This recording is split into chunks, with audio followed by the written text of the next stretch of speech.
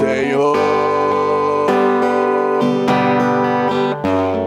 está chegando aqui neste lugar.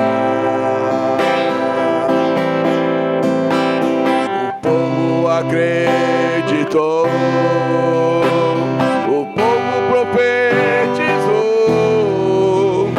e a vitória veio em nome do Senhor. E essa casa será chamada casa de oração.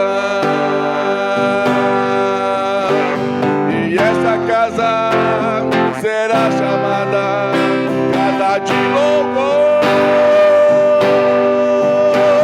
E todo joelho se dobrará e toda língua confessará que Jesus Cristo é o Senhor. E todo joelho se dobrará e toda língua confessará que Jesus Cristo é o Senhor. Que Jesus Cristo é o Senhor. Vejo Deus presente aqui neste lugar. Vejo Deus.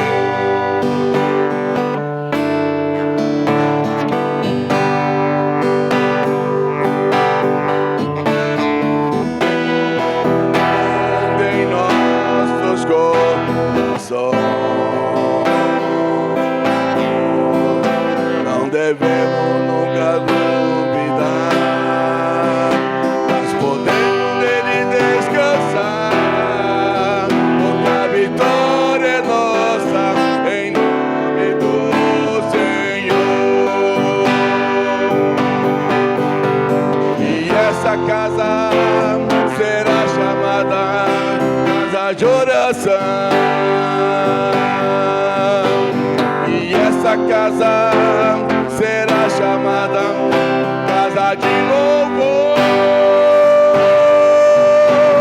E todo joelho se dobrará e toda língua confessará que Jesus Cristo é o Senhor. E todo joelho se dobrará e toda língua confessará que Jesus Cristo é o Senhor. Mais uma vez, vejo Deus presente aqui neste lugar. Vejo Deus.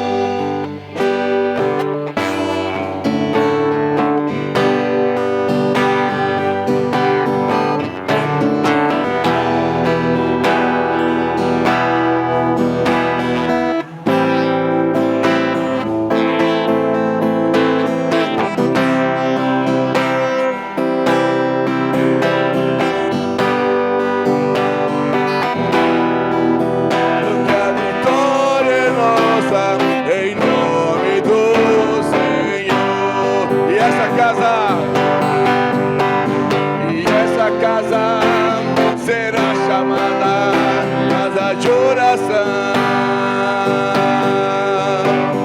E essa casa será chamada casa de louvor. E todo joelho se dobrará e toda língua confessará.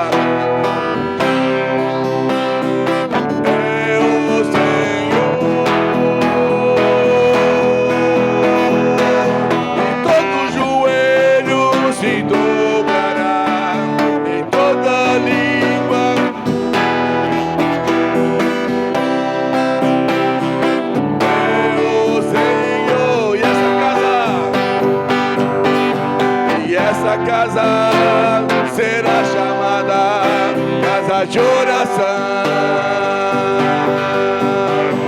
E essa casa será chamada casa de louvor. E todo joelho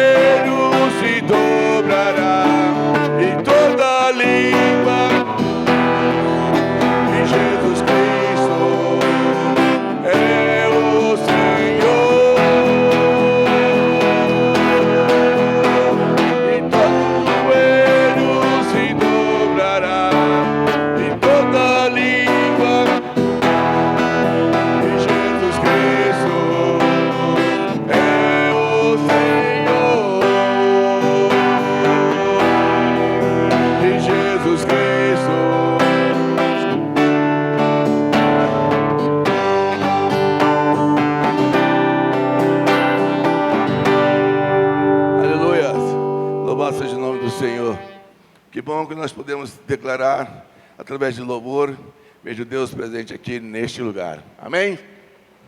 Eu quero pedir ao irmão Paulinho, se você não tem problema com um carro batido, amassado, pode deixar lá mesmo. Mas é bom você tirar. Tem uns cabos aí. Orienta ele aí, André, o Ronaldo, orienta onde ele colocar esse carro dele aí, porque ali, explica para ele o que está acontecendo. Se você estiver seguro, deixa aí.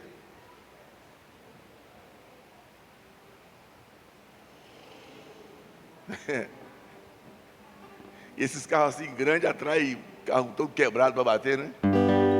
Nem para ser carro de rico para bater na gente.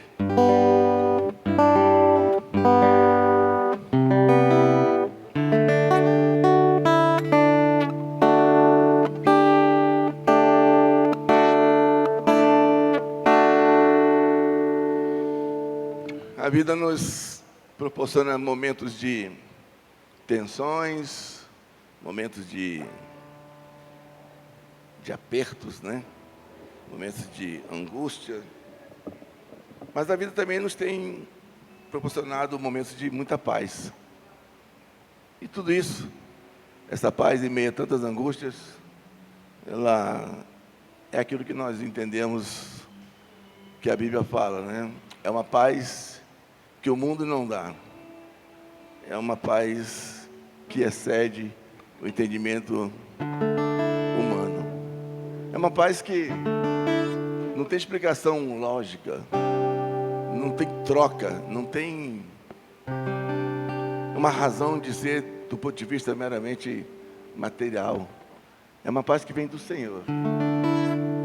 E é nessa paz que eu quero convidar vocês, seja qual for as razões de angústias, as razões de correria, né, de sofrimento, que cada um possa estar passando, que a gente declare que a nossa paz, ela é do Senhor. Por isso a gente tem uma vida mais tranquila em Cristo.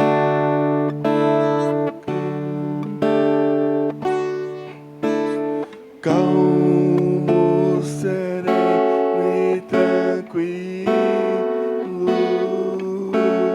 sinto descanso neste viver.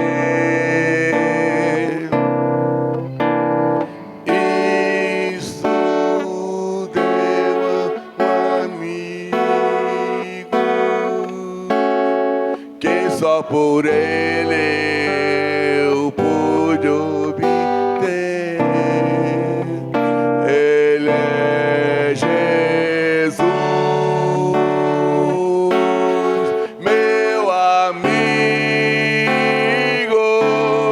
meu Senhor, meu Salvador.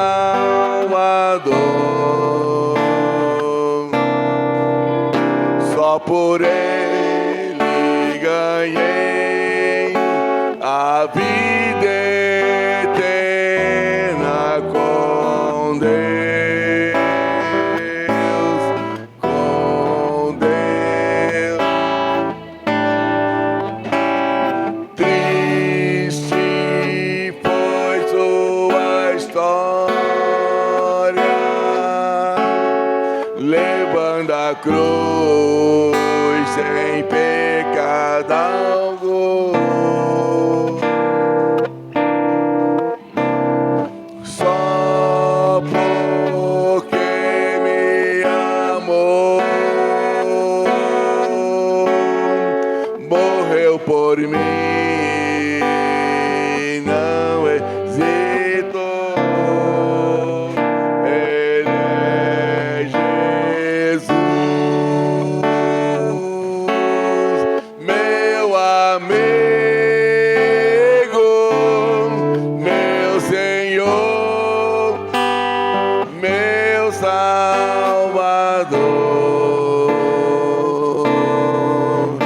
Só por ele ganhei a vida eterna com Deus, com Deus. Mais uma vez, calmo, sereno e tranquilo.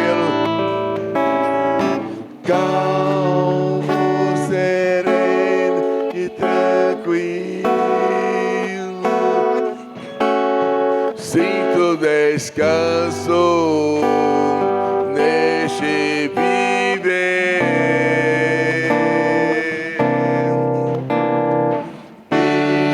Isso devo a um amigo que só por ele eu pude obter. Ele é Jesus.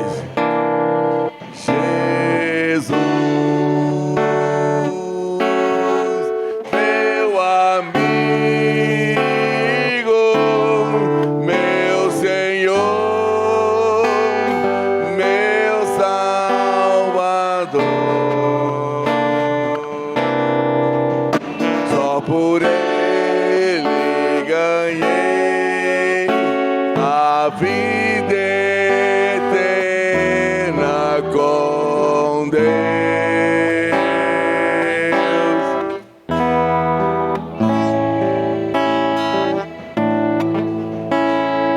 Triste,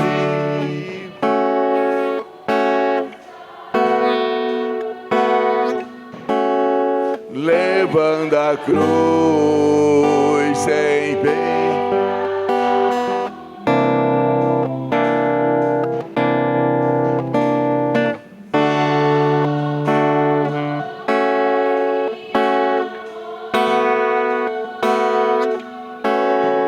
Morreu por mim, não hesitou. Ele é Jesus,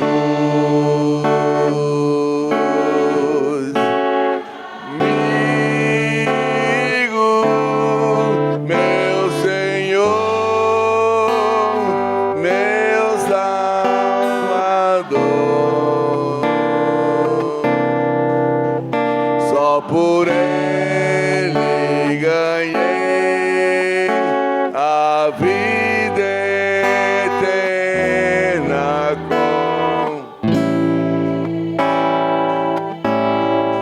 com Deus, com Deus. Amém. Graças a esse Deus, nós temos a promessa da vida eterna. Se você acredita, pode dizer amém. Amém. Vamos cair em pé em nome de Jesus. Iremos fazer a leitura da palavra do Senhor, a leitura coletiva, Salmo número 102, versículos 1 a 7 e os versos 12 e 13. Iremos ler todos juntos numa só voz. Em nome de Jesus, leiamos. Ouve, Senhor,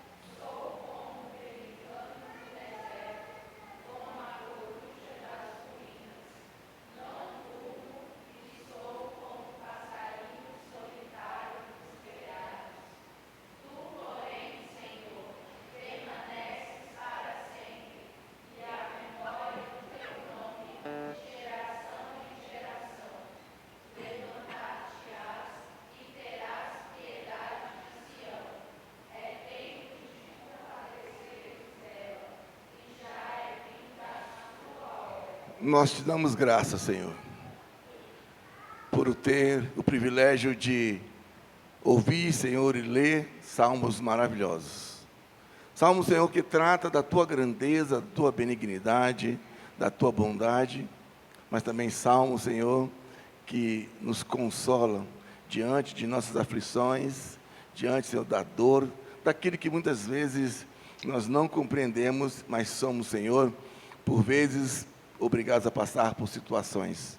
Mas como é bom, Deus, saber que, apesar de dentro de nós, em alguns momentos nos sentimos tão fragilizados, Senhor, tão abatidos, o Senhor é aquele que não desampara, o Senhor é aquele que está sempre presente, o Senhor é aquele que ouve a nossa súplica, é o Senhor que é o consolo, é o Senhor que é o nosso refúgio, é a nossa fortaleza.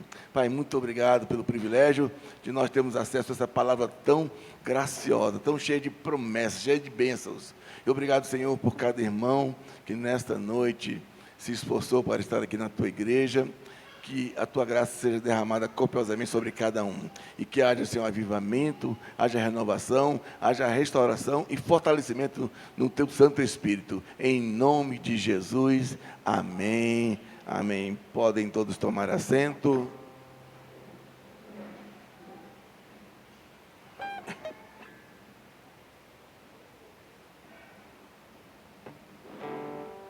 Sejam todos bem-vindos em nome de Jesus. Felizes com Jesus? Amém. Jesus está feliz com vocês? Amém. Hoje nós temos o privilégio. Paulinho não respondeu nada. Jesus está feliz com você? Você tem certeza disso? É bom pensar assim, né, Paulinho? Porque, caso contrário, nós temos hoje o privilégio de cultuar a Deus na companhia um dos outros, né? Certamente, algumas pessoas, João e Leandro, esta hora, estão atravessando o oceano, mas não por baixo, por cima, né? Estão viajando e indo mais uma vez ao encontro do filho dele lá na França, filho, neto e nora, estão ali felizes com Jesus também. E alguns estão onde tem que estar. E nós estamos aqui. E essa alegria de estar aqui, irmãos, ela é incomparável. A gente está aqui, eu gosto daquela canção que eu falo com vocês com muita frequência, né? Eu sou feliz porque meu Cristo quer, né? A gente está aqui porque Cristo é a nossa razão de estar aqui, de ser feliz, e é por Ele que nós estamos aqui, é para Ele que nós estamos aqui, para exaltá-lo, glorificá-lo. E a gente se contenta com essa oportunidade que nós temos e sabemos usá-la.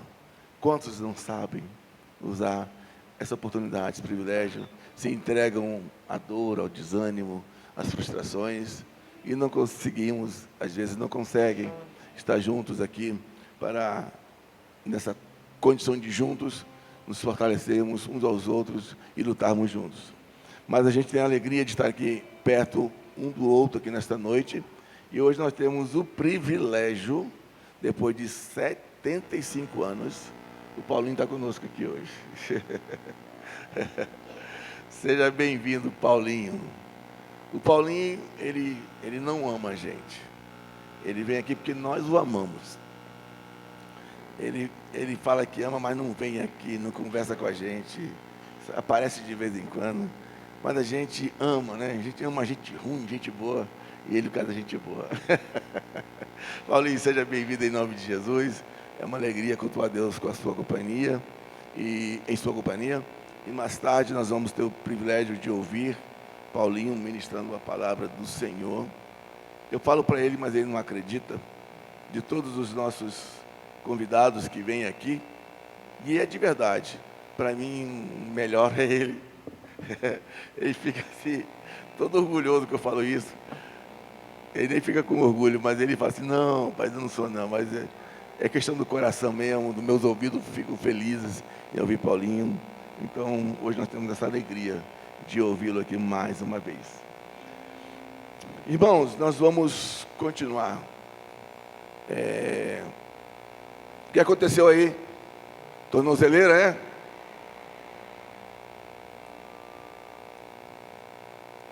O que aconteceu aí? Abelha de Jesus. A abelha só vai picar quem não está bem com Jesus. Já foi. Então é hora de se arrepender. Irmãos, hoje eu não sei aqui, mas já começamos aí as tormentas das campanhas políticas. Começaram aqui hoje? Começou hoje? Começou? Carreatas.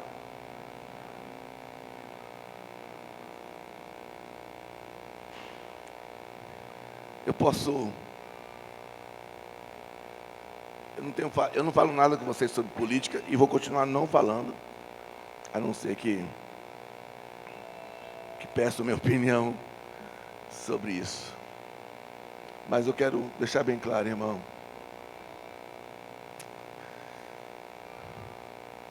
Abram os olhos. Não se enganem. Falar que é cristão e exercer a política contra um grupo, contra outro grupo, isso não é cristianismo. Falar que é cristão e exercer cargos políticos, mas não pensam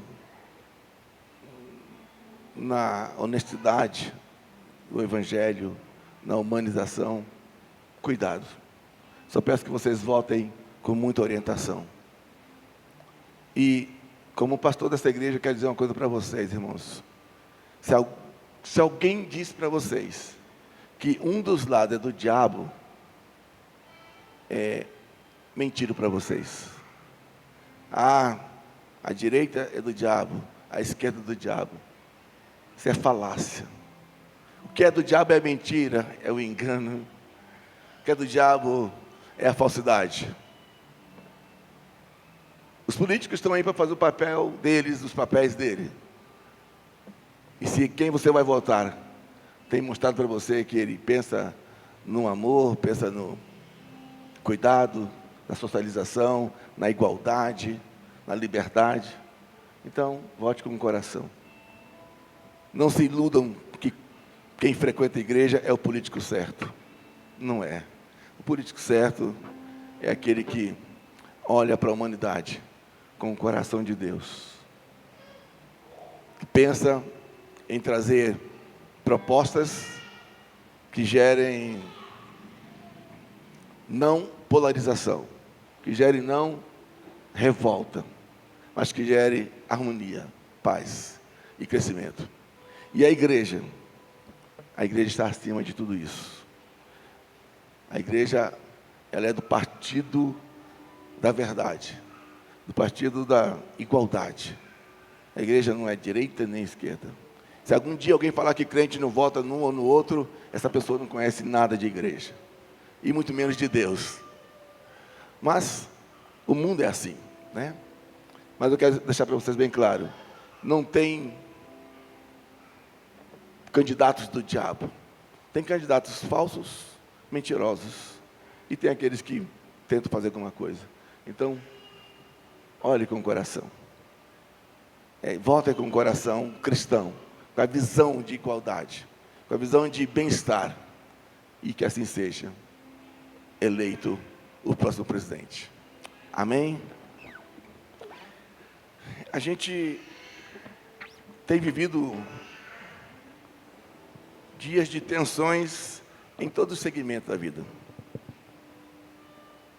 E, sobretudo, nós vivemos em conflitos individualmente. Vivemos em conflito na família. Vivemos em conflito na igreja, na sociedade, em tantas repartições. E que não é nada de se estranhar. O ser humano, ele entra em conflito, porque nós somos diferentes uns do outro, né? Mas alguns conflitos nos adoecem. Alguns dos conflitos nos modulam. E eu gostaria que vocês, silenciosamente,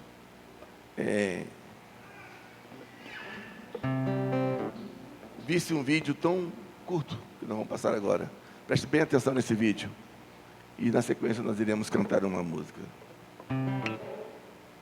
Meninas que cresceram em famílias infelizes muitas vezes carregam medos profundos.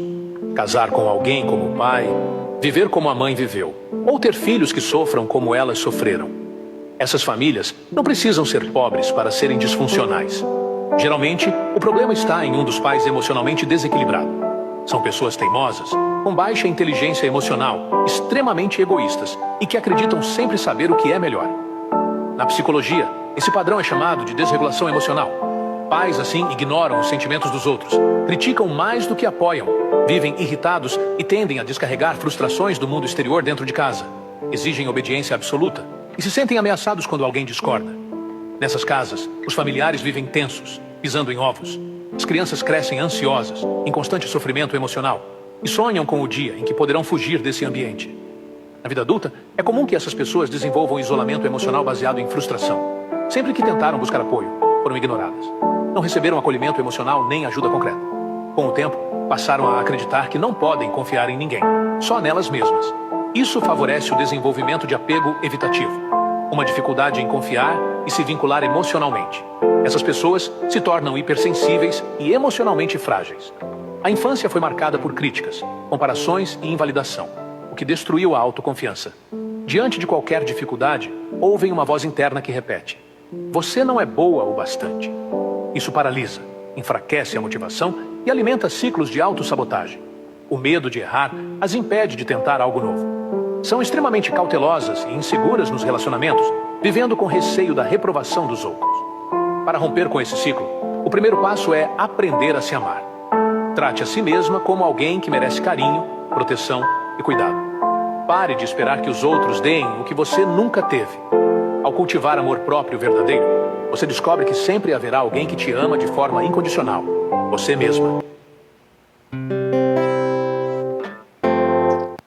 São doenças que atingem a nossa mente, atingem as famílias, a estrutura da família, mas nós temos um Deus que trata de tudo isso. Contra os males deste mundo, Deus nos vale só.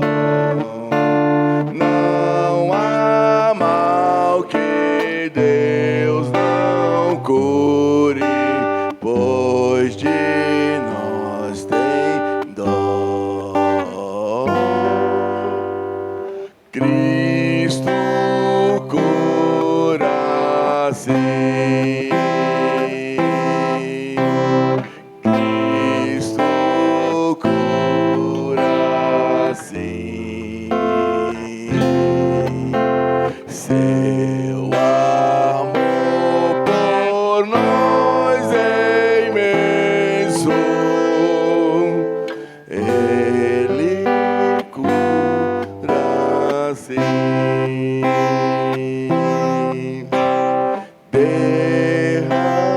Derramou seu sangue puro pra remir a mim.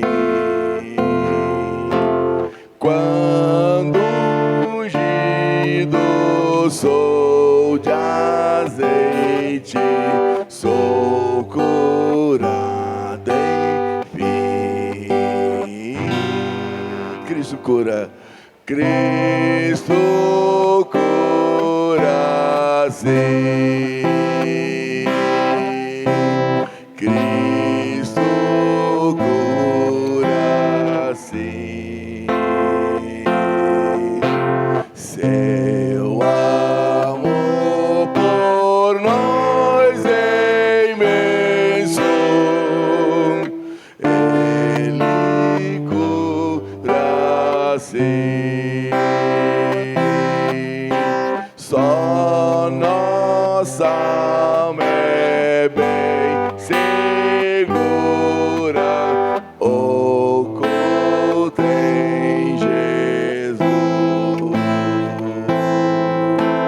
Ele é o bálsamo da vida, derramou na cruz. Cristo cura sim. Cristo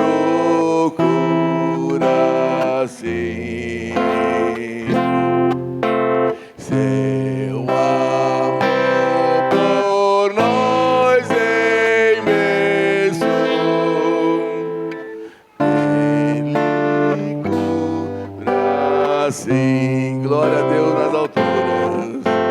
Glória a Deus, eterna glória, demos-lhe louvor.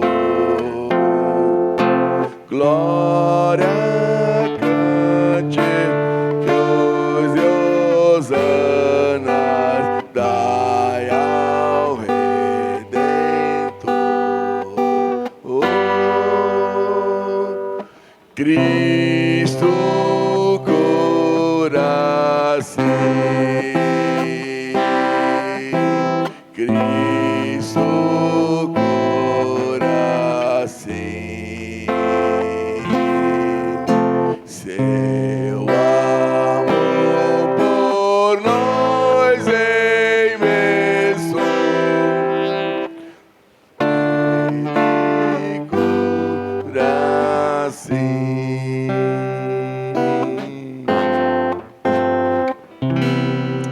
As doenças emocionais, as doenças psíquicas, elas têm sido cada vez mais apresentadas, se instalando nas pessoas, mas nós temos um Deus que cura todas as coisas, um Deus que trata da gente, um Deus que se importa com a nossa mente, com o nosso corpo, não só com a nossa fé, se importa com o nosso equilíbrio emocional.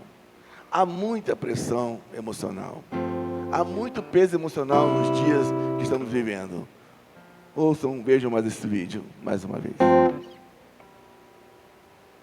Você sabe qual é um dos primeiros sinais de que a mente está entrando em sobrecarga emocional? E não é a crise de ansiedade. Muitas vezes a ansiedade começa silenciosamente, como uma mente que nunca consegue descansar de verdade. Você até para o corpo, mas a cabeça continua funcionando, continua pensando, lembrando, antecipando, tentando resolver tudo mentalmente. E aos poucos, o cérebro entra em modo sobrevivência. Vamos respirar um pouco? Porque talvez você não esteja apenas cansado, talvez a sua mente esteja emocionalmente congestionada. Eu sou a Quitéria Gouveia, sou psicóloga e criadora do método CMS, que é o cérebro em modo silencioso. Curta esse vídeo, compartilhe com alguém e me conta aqui nos comentários qual dessas coisas você mais sente hoje. Mente acelerada, dificuldade de descansar, excesso de pensamento. E se inscreve no meu canal do YouTube. Lá eu aprofundo muito desses conteúdos. Fique bem e a gente se vê no próximo vídeo. Uma certa vez eu preguei, há muito tempo, que nós somos escravos de nós mesmos, daquilo que pensamos, daquilo que acumulamos, né? E isso vai nos tensionando, vai nos causando sofrimento. Isso tudo vai nos causando angústias, causando dor. Quantas pessoas se autodestroem por conta de tantas coisas que acontecem. E é isso. A vida tem gerado tanto medo, tanta insegurança, tanta instabilidade. Vida financeira, segurança pessoal. A nossa cabeça só percebe que nós fizemos dívidas depois que as assumimos. Não percebe antes. E depois a gente fica desesperado. Isso destrói lares, destrói relacionamentos, se destrói paz, sonos. E tantas coisas vão acontecendo. Porque nós não nos organizamos, nossa mente fica acelerada, fica cheia de busca, de tentativas. Aí eu faço uma pergunta para vocês. Quem sou eu na multidão? É claro que existem várias formas de responder isso. E daqui a pouco nós vamos ter uma resposta dentro de um contexto bíblico. Quem sou eu na multidão? Mas seja lá quem você for, quero te convidar a entregar tudo ao Senhor.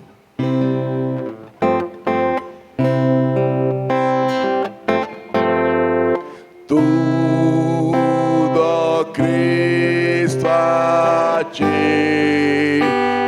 entrego tudo, sim. por te darei.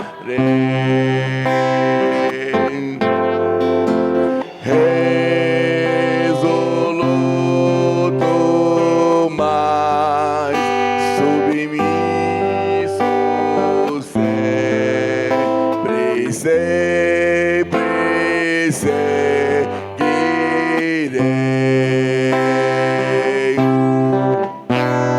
Tudo entregarei, tudo entregarei.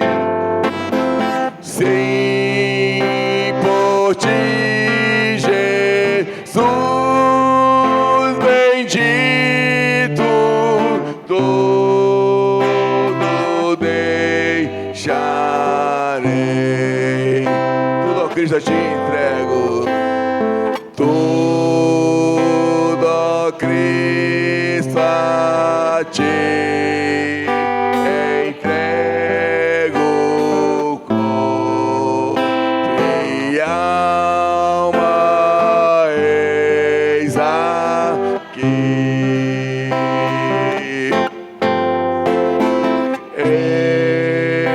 Este mundo mal renego, ó Jesus, me aceita a mim. Tudo entregarei, tudo entregarei.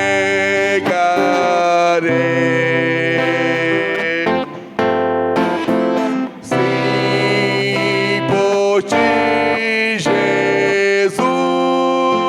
bendito, tudo deixarei.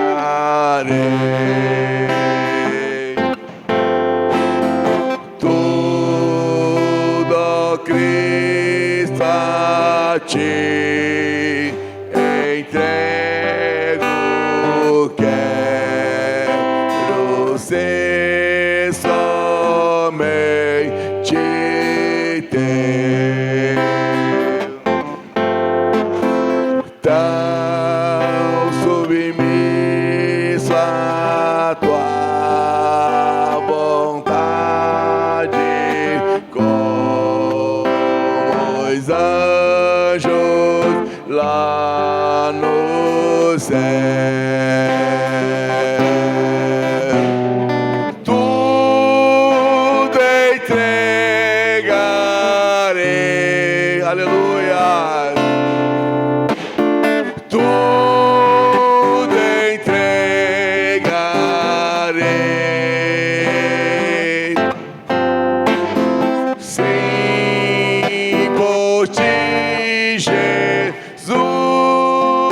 bendito, tudo deixarei. Tudo a Cristo a ti entrego, ó, que gozo, meu Senhor. Paz perfeita, paz completa, glória, glória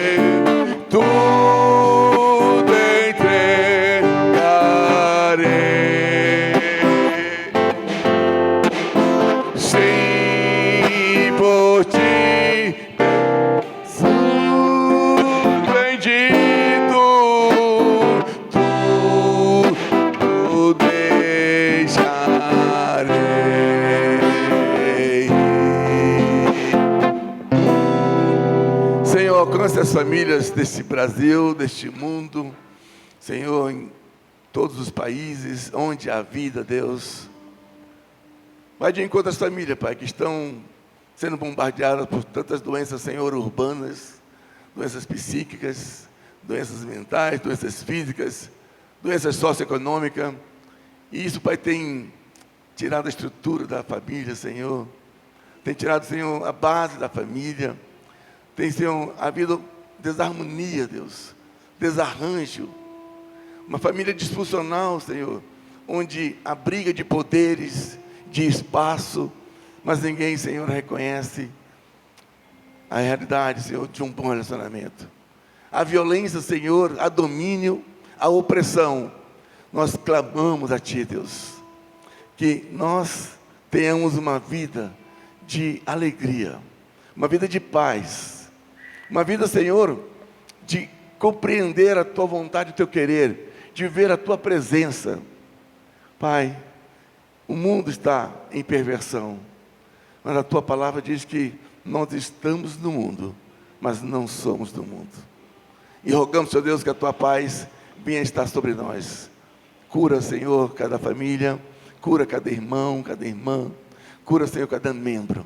Gera paz, que possamos todos os dias nos entregar a Ti cada vez mais. Em nome de Jesus, amém, amém. Glória a Deus. Nós vamos continuar o nosso culto, fazendo aquilo que a gente mais gosta, ofertar na casa do Senhor. Vamos colocar um vídeo, e você que trouxe a sua oferta, seus dízimos, podem fazer uso deste momento para ofertar e dizimar na casa do Senhor.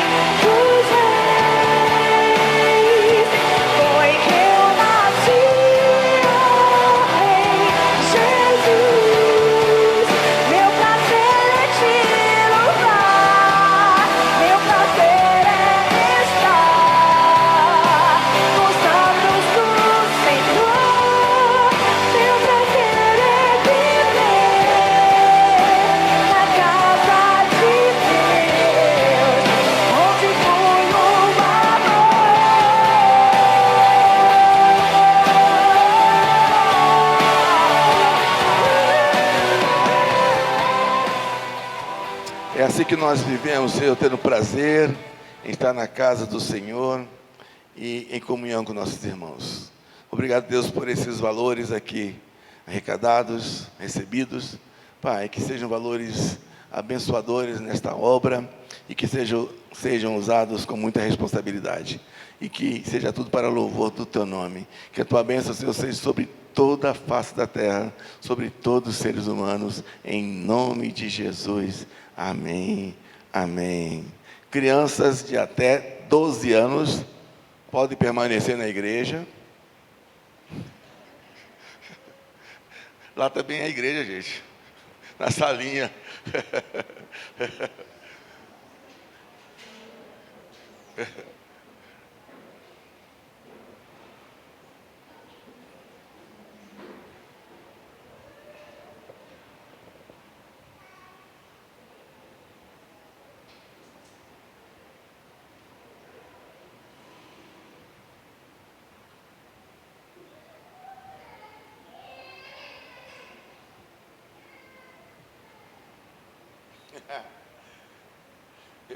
Eu falei, eu dei uma estatística para o Paulinho hoje e quase que eu acertei, viu, Paulinho?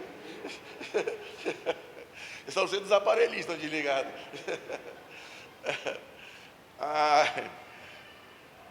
Eu falei para o Paulinho que a média de frequência poderia ser 30 pessoas hoje.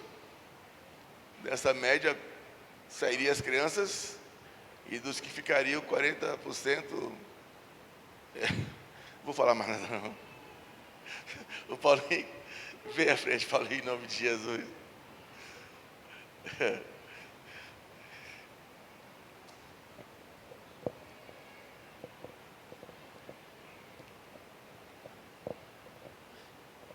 Vamos ficar em pé, eu quero orar pela pessoa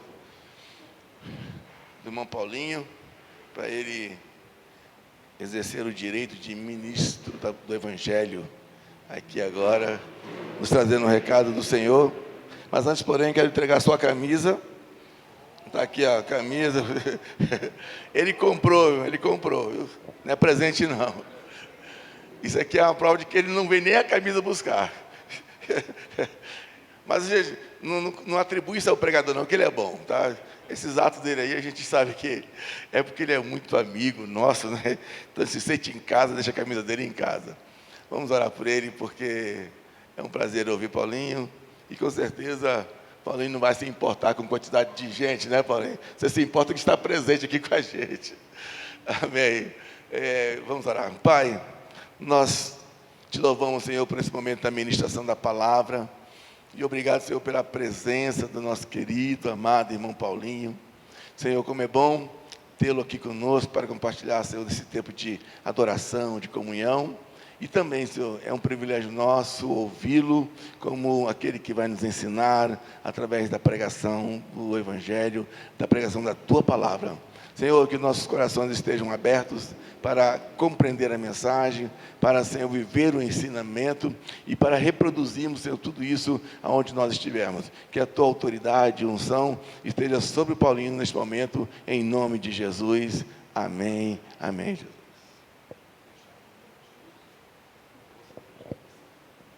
Graça e paz, queridos.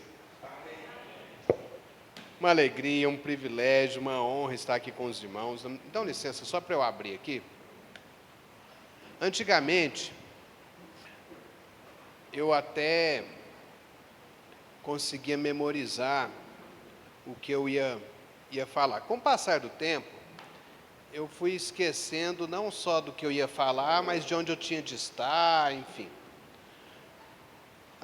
O tempo vai passando, a memória vai falhando, então ainda bem que tem as coisas anotadinhas para a gente poder buscar socorro. E eu acho que o pastor Josias também está sofrendo desses males, tanto que eu briguei bastante com ele é testemunha, porque ele anunciou domingo passado que eu estaria aqui essa noite. Aí eu falei, bom, você anunciou, domingo que vem só vamos estar eu, você e a Mariane, lá na igreja. Mandei anunciar. Aí, mas graças a Deus, temos mais irmãos aqui conosco. E a minha expectativa, a minha oração é que Deus tenha misericórdia de nós, que fale conosco, que todos nós saiamos daqui abençoados, edificados, e que possamos também ser aptos para falar da palavra do Senhor, anunciar o Evangelho de Jesus Cristo, onde quer que estejamos, não somente aqui dentro da igreja, mas nos nossos relacionamentos, no nosso trabalho, nossos estudos, nos nossos relacionamentos sociais, que possamos falar do Evangelho de Jesus, onde quer que estejamos. E eu gostaria de convidar os irmãos para fazer uma breve leitura lá no Evangelho segundo escreveu Marcos. Evangelho segundo Marcos, capítulo 5, dos versos 24, a parte B do verso 24, até o verso 34. Vamos ler, queridos? Podemos ler juntos? Marcos, capítulo 5, versos do 24, a parte B do 24, até o 34. Vamos lá, a versão aí é atualizada?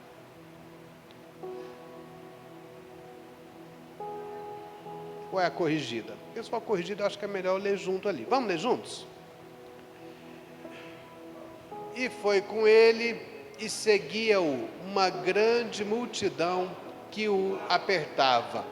E certa mulher, que havia 12 anos tinha um fluxo de sangue, e havia padecido muito com muitos médicos, e despendido tudo quanto tinha, nada lhe aproveitando isso, antes indo a pior. Ouvindo falar de Jesus, veio por detrás, entre a multidão, e tocou na sua veste, porque dizia: se tão somente tocar nas suas vestes, sararei. E logo se lhe secou a fonte do seu sangue, e sentiu no seu corpo estar já curada daquele mal. E logo Jesus, conhecendo que a virtude de si mesmo saíra, voltou-se para a multidão e disse: quem tocou nas minhas vestes? E disseram-lhe os seus discípulos: vês que a multidão te aperta e dizes: quem me tocou? E ele olhava em redor para ver que isto fizera. Então a mulher sabia o que tinha lhe acontecido, temendo e tremendo, aproximou-se e prostrou-se diante dele e disse-lhe toda a verdade. Ele lhe disse: filha, a tua fé te salvou, vai em paz e ser curada deste teu mal. Amém, queridos? Havia muitas multidões por onde Jesus passava.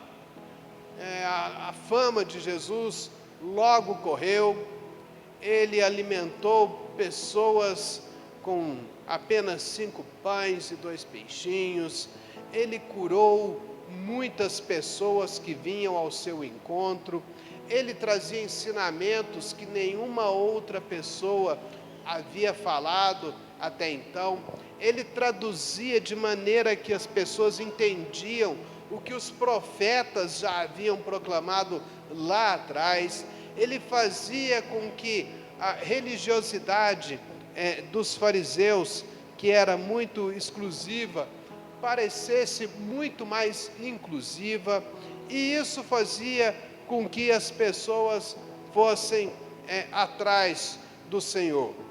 Mas muitas pessoas eram atraídas também somente pela curiosidade, não necessariamente para buscar Jesus, para receber dele algo, mas apenas para ver o que estava acontecendo. Haviam também aqueles que se aproximavam e que faziam parte dessas multidões com a intenção de pararem com essa proclamação de Jesus Cristo, porque temiam, sejam porque eram religiosos e não concordavam com aquilo que Jesus estava falando, eles entendiam que Jesus estava afrontando o próprio ensino deles, ou então autoridades que se preocupavam que os ensinamentos de Jesus pudessem trazer uma revolta contra o poderio de Roma, que naquele momento exercia governança sobre Israel. Então, assim, muitos faziam parte multidões que se aproximavam de Jesus. O fato é que todo mundo que se aproximava de Jesus, de maneira nenhuma, voltava para casa da mesma forma. O fato é que quando lemos as Escrituras, mesmo aqueles que se aproximavam, seja por curiosidade, ou então para de alguma maneira tentar calar Jesus, eram impactados pelos seus ensinamentos, eram impactados pela sua vida, pela forma como ele vivia, pela forma como viviam os seus discípulos, e por isso mesmo não conseguiam voltar para casa da mesma forma. Mas nesse texto que nós lemos agora, que Marcos testifica para nós, Marcos é o primeiro dos evangelhos a ser escrito, e os demais próximos evangelhos de Lucas e Mateus tem uma mesma ótica de Marcos. Posteriormente João também escreve com uma ótica um pouco diferente, mas Marcos foi o primeiro evangelista a fazer uma biografia, a contar a história de Jesus, e ele nos relata a respeito desse acontecimento. E nesse acontecimento que nós lemos aqui, existe um personagem principal. Qual é o personagem principal desse texto que nós lemos, queridos? Qual é o personagem principal? Jesus. Jesus é o personagem principal dessa história. Jesus é o personagem principal da história. Jesus é o personagem principal da nossa história. Jesus é o personagem que faz toda a história ter sentido. Jesus é o caminho, Ele é a verdade, Ele é a vida. Jesus é o Cristo, o Filho do Deus vivo. Jesus é o Messias. Jesus é o Cordeiro que tira o pecado do mundo. Jesus é a própria palavra de Deus encarnada entre nós. Jesus é o resplendor da glória de Deus e a expressão exata do seu ser. Jesus é o pão da vida. Jesus é o Emanuel. Jesus é o Deus conosco. Conforme profetizou Isaías, Jesus é o maravilhoso conselheiro, o Deus poderoso, Pai eterno e príncipe da paz. Jesus é o único mediador entre Deus e os homens. Jesus é o Senhor, o Salvador. Jesus é o Redentor. Jesus é o nosso pastor.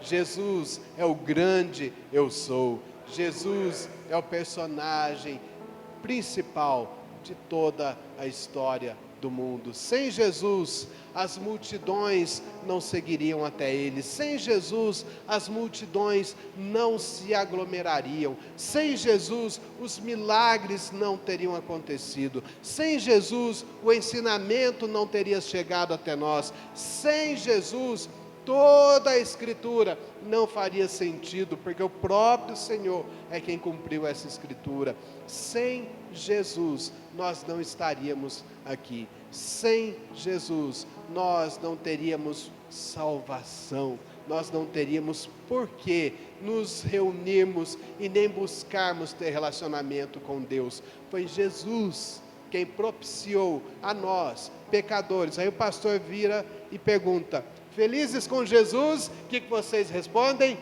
Amém. E Jesus está feliz com vocês? Eu me calo. Porque Jesus fez tudo por mim. 100% de tudo que foi feito, foi Jesus quem fez por mim. E eu? O que eu posso dizer que eu realmente faço para que Jesus esteja... eu sei que vocês são diferentes, queridos. Mas eu olho para mim e eu falo: o que tem em mim que realmente pode significar agrado do Senhor para comigo? Eu sou um pecador, eu erro, eu falho. O pastor Josias conhece um pouquinho das minhas falhas. Eu costumo dizer para o pastor Josias o seguinte: hoje é meu dia de crente. Ele sabe qual que é meu dia de crente. Meu dia de crente, é claro que é uma brincadeira, queridos. procuro ser crente todos os dias. Mas eu falo para ele que meu dia de crente é quarta-feira. É quarta-feira porque quarta-feira à tarde, toda quarta-feira, eu tenho o privilégio de levar o Evangelho para pessoas que estão doentes lá no Hospital de Apoio de Brasília. Então lá eu passo 2, 3 horas, às vezes mais tempo, anunciando, falando de Jesus, ouvindo histórias de pessoas que estão acamadas. O Hospital de Apoio, ele tem uma característica. É um hospital que ele serve para atender pessoas que muitas vezes estão em estado terminal. As pessoas já não têm mais recursos para obter uma cura, pelo menos uma cura de acordo com a ciência, com a medicina, vão para lá para ter um atendimento paliativo. Ou então o Hospital de Apoio atende pessoas que vão ficar muitos meses internadas. Pessoas que às vezes tiveram um problema na coluna, quebraram a coluna e ficaram paraplégicas, ou pessoas que estão não necessariamente com esse tipo de problema, mas uma outra enfermidade que vai fazer com que elas tenham de ficar muitos meses, às vezes anos, internadas lá. E eu, quarta-feira após quarta-feira, vou lá conversar com pacientes que, com o passar do tempo, vão se tornando amigos, e eu posso compartilhar com eles a respeito de Jesus Cristo, falar desse Senhor que é o Salvador, desse Senhor que cura, desse Senhor que liberta, desse Senhor que traz ensinos, desse Senhor que traz esperança. E eu ouço histórias também, e eu compartilho algumas das minhas histórias de vida, e vez por outra acontece de pessoas que eu vi na quarta-feira anterior, o Senhor já ter tomado para si naquele dia. Então, assim, às vezes é uma visita difícil. Outras vezes eu encontro meses e meses a fio as mesmas pessoas, e elas vão de certa maneira ficando próximas de mim. Algumas já ficam na expectativa de me encontrarem nas quartas-feiras. A gente tenta intermediar através de uma associação cadeiras de rodas, muletas, tratamentos diversos daqueles que já são oferecidos no hospital. Então algumas acabam até de certa maneira ficando agradecidos pelo trabalho dessa associação, e acabam me materializando nesse agradecimento. Então, há pessoas que ficam muito felizes e muito gratas por aquilo que a associação conseguiu para elas. Então, assim, tem sido um momento especial na minha vida, às quartas-feiras, por poder anunciar esse personagem principal para essas pessoas. Mas o centro dessa mensagem, essa pequena mensagem, essa pequena meditação que eu gostaria de compartilhar com os irmãos hoje, não é exatamente Jesus. Não que Jesus não vai estar em todos os momentos, nos demais pontos, mas o personagem central é a multidão. Não é nem a mulher que procurou, ela também fará parte, mas eu gostaria de focar hoje na multidão. Segundo Lucas, a multidão apertava Jesus.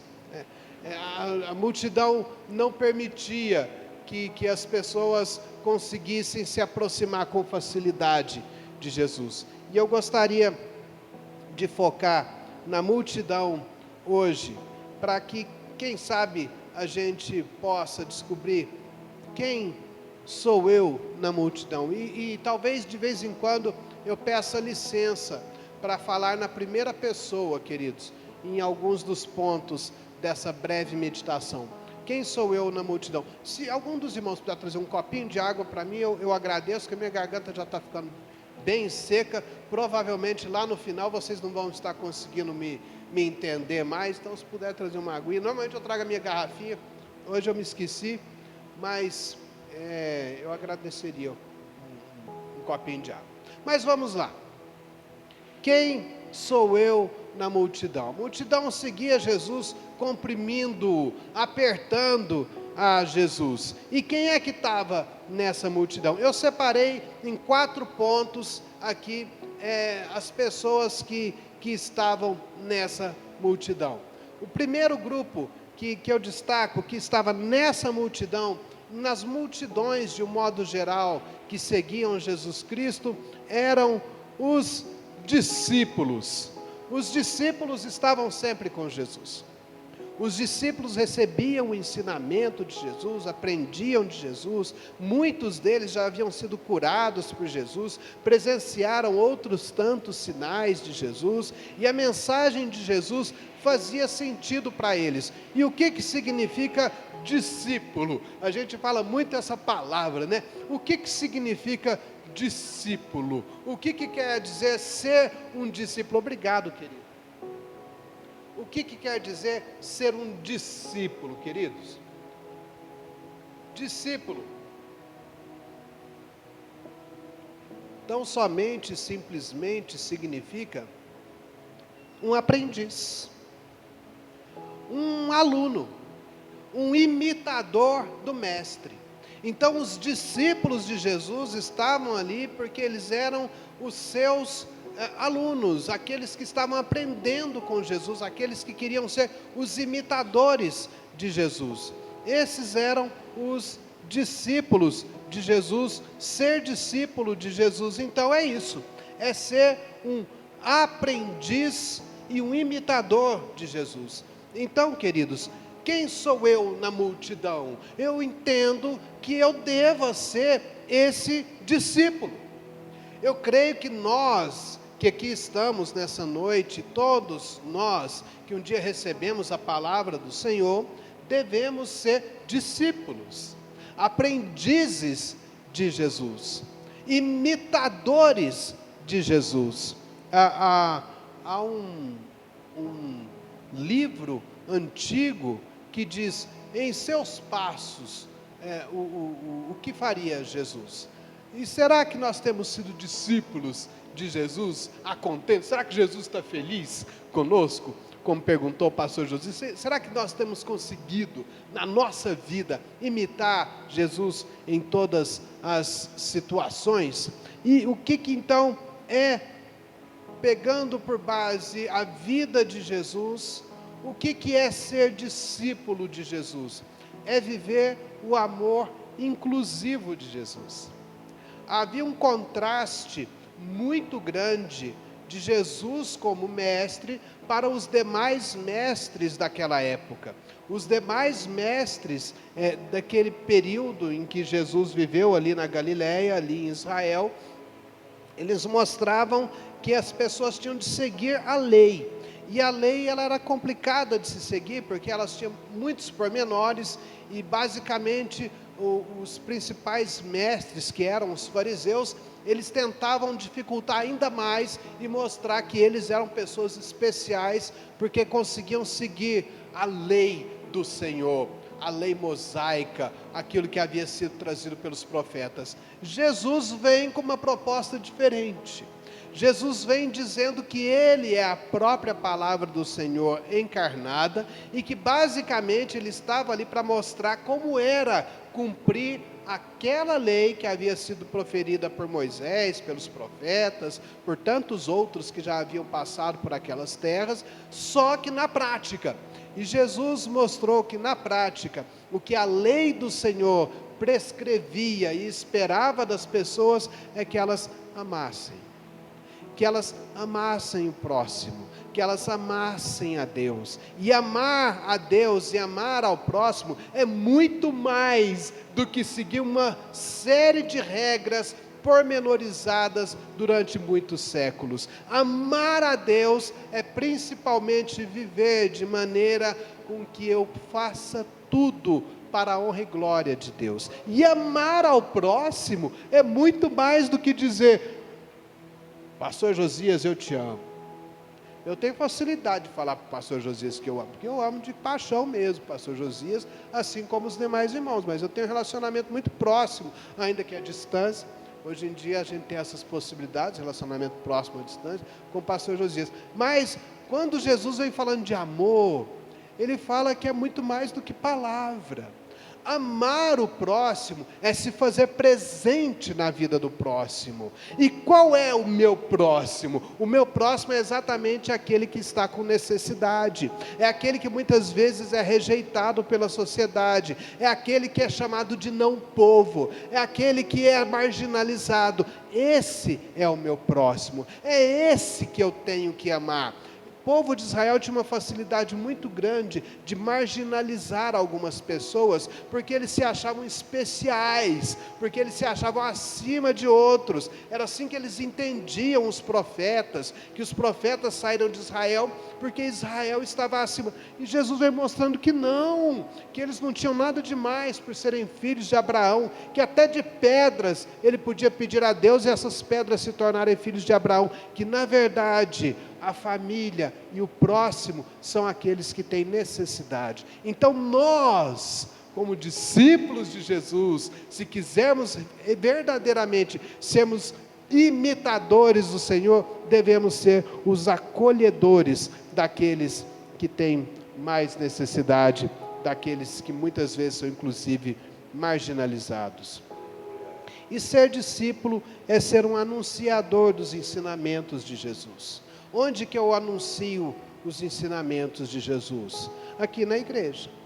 O pastor Josias, talvez porque, lembra que eu falei que tinha um piolho caminhando na cabeça do pastor Josias? Eu acho que o piolho entrou para dentro da orelha, entrou lá no cérebro, e ele acabou me convidando para pregar aqui essa noite. Então assim, aí ele me chamou para esse privilégio de estar falando para os irmãos essa noite. Mas queridos, isso é um privilégio, é uma alegria, é muito bom, eu me sinto muito felicitado de estar aqui com os irmãos, mas na verdade, nós vamos passar juntos aqui 2 horas, ao final do culto, onde nós anunciamos o Evangelho com a nossa vida lá dentro dos nossos lares, onde nós anunciamos o Evangelho com a nossa vida lá no nosso trabalho, onde nós anunciamos o Evangelho lá na nossa vida com os nossos familiares, com os nossos amigos, com as pessoas que nos conhecem. Ser discípulo, portanto, queridos, é ser um imitador de Jesus. Ser discípulo de Jesus é ser aquele que ama, na prática, aquele que acode o necessitado. E ser um discípulo de Jesus também é ser um anunciador dos ensinamentos de Jesus. Amém? Mas há outros personagens nas multidões que se aglomeravam em torno de Jesus. Eu chamei essas pessoas de os do movimento. São aquelas pessoas que se aproximavam por causa da curiosidade, porque viam que ali estava acontecendo alguma coisa. E eles iam lá porque ouviram um burburinho, ouviam que tinha muita gente ali reunida. O que está acontecendo? Eu quero ir lá, eu quero fazer parte disso. Tem uma música, Janine, não é bem da sua época, ela foi composta em 76, então só o pastor Josias que estava vivo aqui, nessa época, em 76, composta por um cantor e compositor chamado Gilson. O nome artístico dele era Gilson. Ele faleceu esse ano, em maio, o cantor Gilson. E ele compôs uma música chamada Casinha Branca, lá em 76. O refrão da música foi muito cantada por outros cantores, talvez muitos aqui conheçam por causa desses outros cantores. Diz que eu queria ter na vida simplesmente um lugar de mato verde para plantar e para colher, ter uma casinha branca de varanda, um quintal e uma janela só para ver o sol nascer. E eu, criança, toda hora tocando no rádio, aprendi a cantar o refrão dessa música, achava a coisa mais linda do mundo. Mas tinha uma parte dessa música, uma segunda parte, que falava assim, tenho andado, às vezes saio a procurar pela cidade, às vezes saio, como? Tem aqui? Tem a colinha?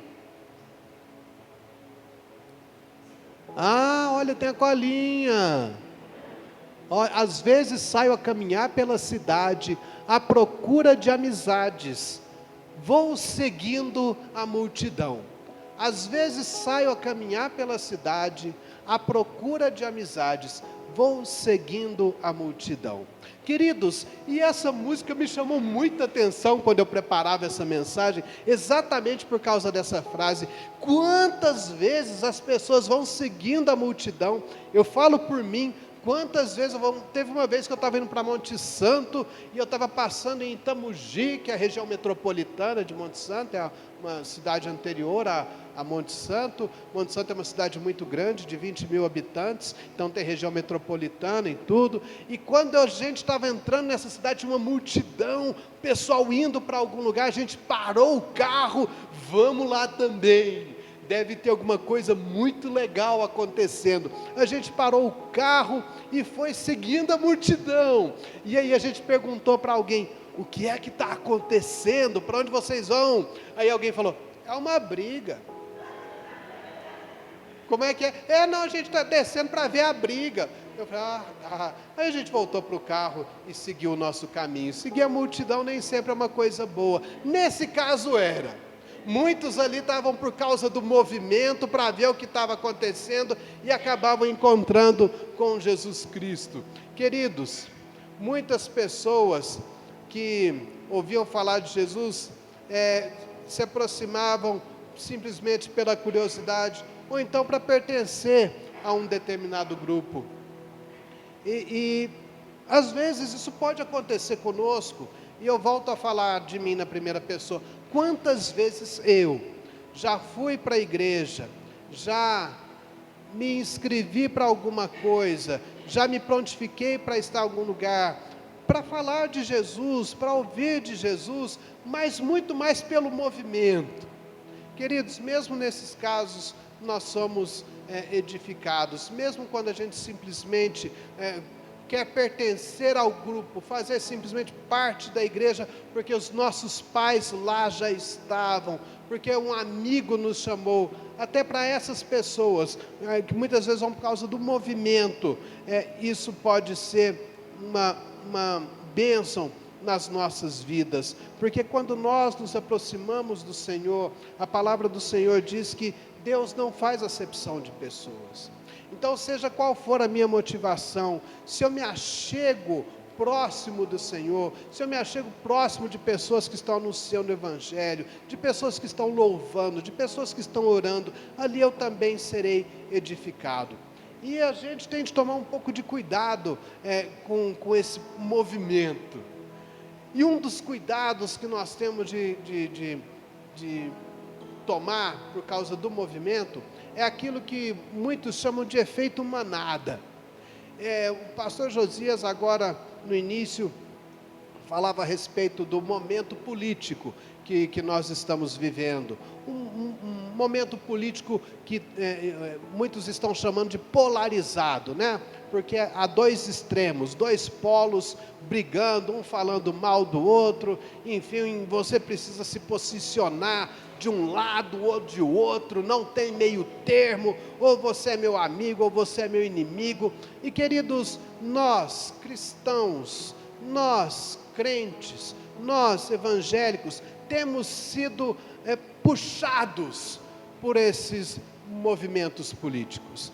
Nós não somos, queridos, manada, nós somos povo de Deus. Nós não somos de movimento político, nós somos do movimento cristão, daqueles que anunciam a Cristo.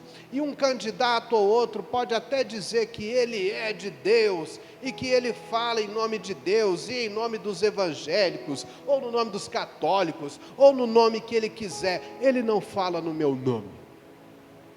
Eu falo no meu nome, eu decido aquilo que eu vou escolher politicamente. Espiritualmente, eu escolho Jesus. E não tem nada a ver com a minha escolha política. Não tem nada a ver com bandeira de partido nenhum.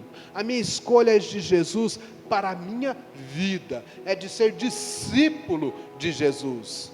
E eu não aceito, eu rejeito qualquer candidato que se diga defensor da igreja.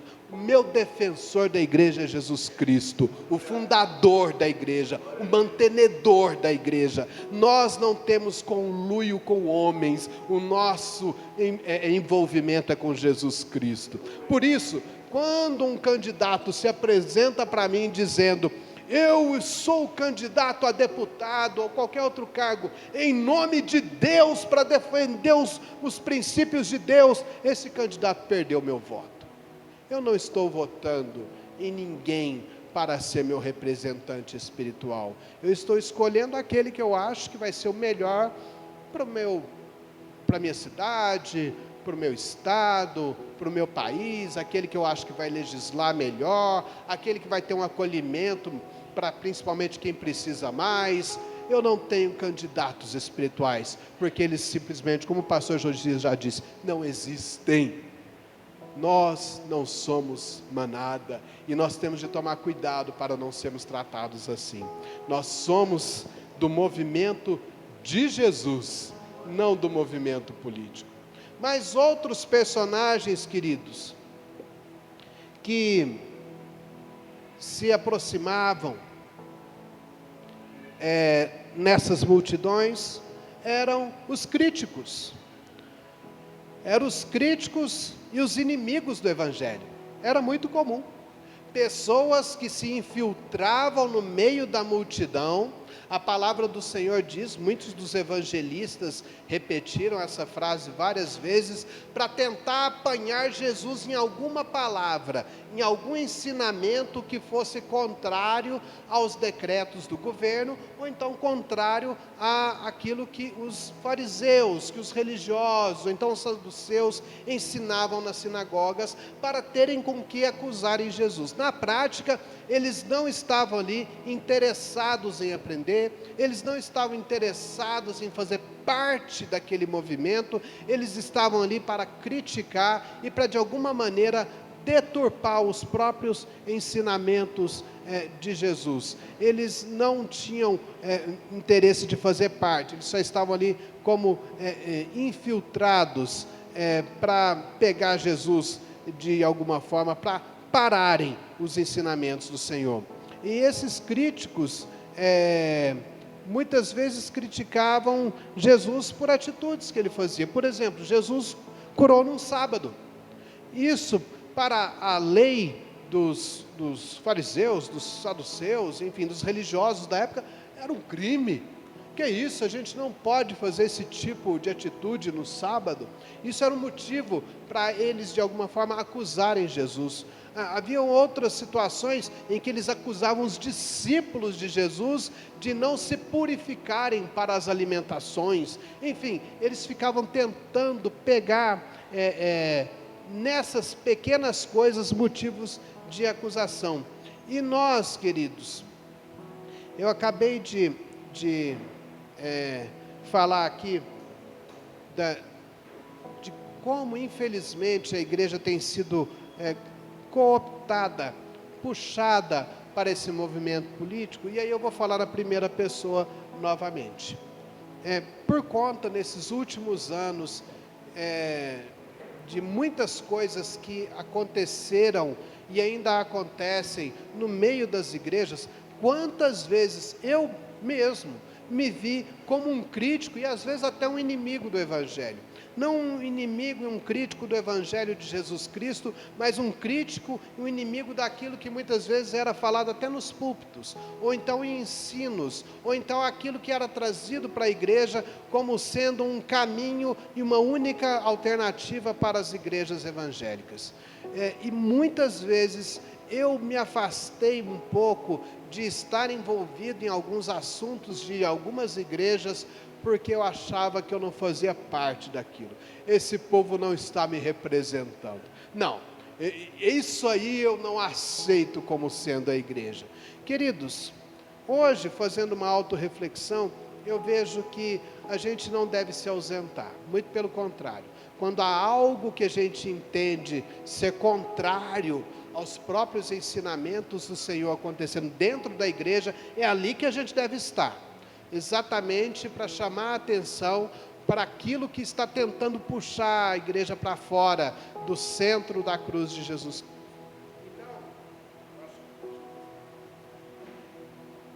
Então, queridos, fui eu que apertei aqui. Nós, e eu falo por mim, por mais que tenhamos críticas, e elas podem existir, nós somos pessoas, nós somos passíveis de erros, nós devemos nos portarmos não como os críticos, não como os inimigos da igreja, muito pelo contrário, nós somos a igreja.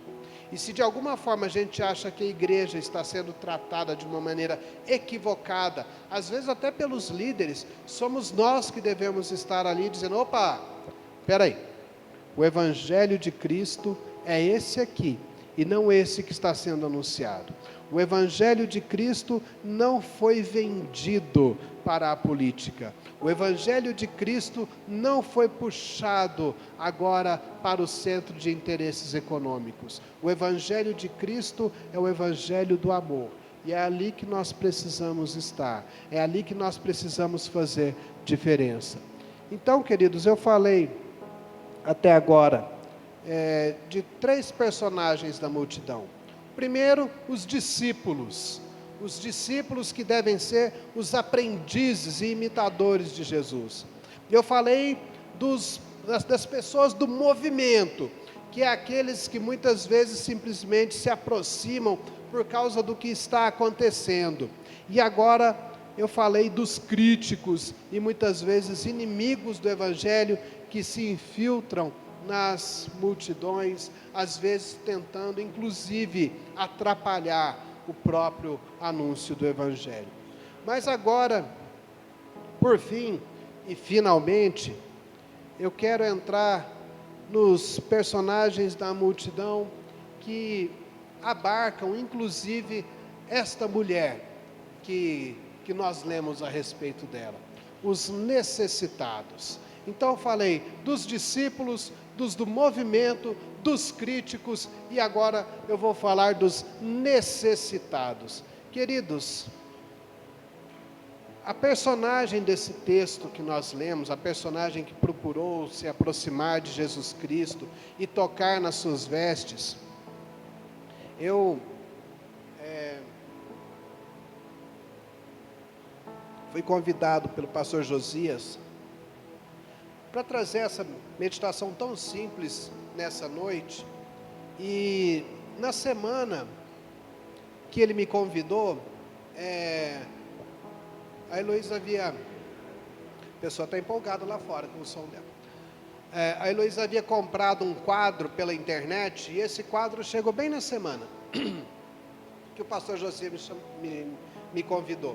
E quando ela abriu a embalagem do quadro, a imagem desse quadro me chamou tanto a atenção, e quando eu vi essa imagem, toda essa mensagem que eu estou trazendo para os irmãos, ela meio que já veio pronta. Naquela semana, assim, nem sabia do convite, ou havia acabado de receber o convite, então naqueles dias eu falei, poxa, eu gostaria de falar sobre isso. E o quadro é simplesmente uma mão e um manto. É uma mão tentando alcançar um manto, uma capa. Era exatamente essa mulher tentando se aproximar de Jesus. E naquele momento eu pensei exatamente nela, no que ela viveu, mas eu pensei também nas pessoas que estavam à sua volta e que talvez tenham servido até de empecilhos para ela poder se aproximar de Jesus, porque era grande a multidão em volta do Senhor.